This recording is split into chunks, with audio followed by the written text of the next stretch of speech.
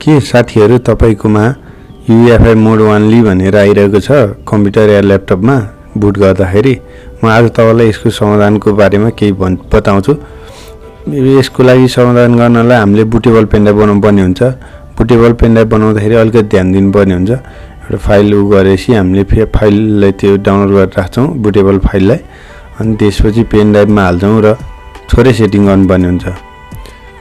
Partition system र target system चाहिँ change गर्छौं MBR र BIOS मा राखेर अनि त्यसपछि फर्मेट गर्छौं।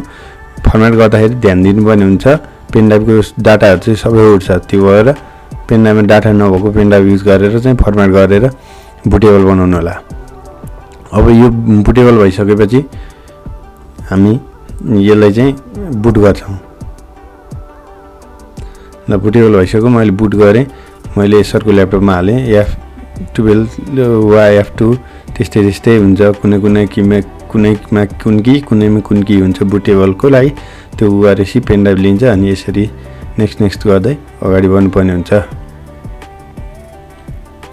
यो एकछिन टाइम लाग्छ यो बुट हुनलाई टाइम लाग्छ। मैले चाहिँ अलिकति भिडियोलाई फास्ट गरेर स्किप गरेर गरेको छु। अलिकति टाइम लाग्छ धैर्य गरेर गर्दै जानु होला।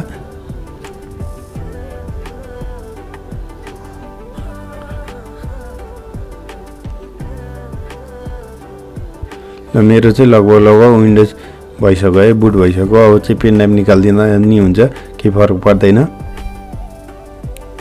लोड दिँदैछ लोड चाहिँ एकछिन लिन्छ है किनभने सबै सिस्टम नयाँ लगाएको हुन्छ अनि त्यसको लागि नि अलिकति टाइम चाहिँ लाग्छ है। सबै सेटअप गर्नु होला अनि यहाँ नामहरु लेख्नु होला। सबै स्किप र नेक्स्ट गर्दै जानु होला।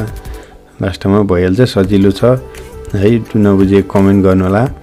यस्तै भिडियोहरु मन परे भने लाइक गर्नु होला फलो गर्नु होला हामीलाई सब्स्क्राइब गर्नु होला च्यानललाई। हामी यस्तै भिडियोहरु ल्याउने छौं र केही प्रब्लमहरु छन् भने भन्नु होला हामी त्यही